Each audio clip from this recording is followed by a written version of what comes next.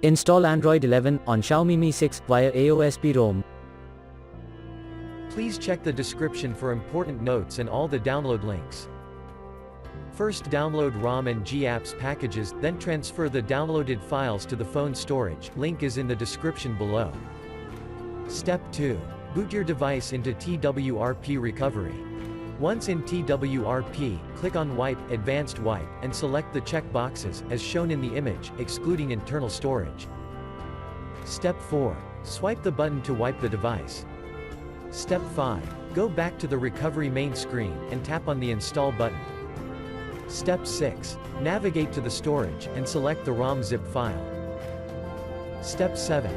Finally, swipe the button on the screen, to install ROM file. Step 8. Flash the GApps zip package, in the same manner. Step 9. After GApps flashing completes, select Wipe Cache and dalvik from bottom left side of screen, and swipe to wipe. Step 10. When the flashing process is complete, hit Reboot System. That's it, you have successfully installed the ROM on your device.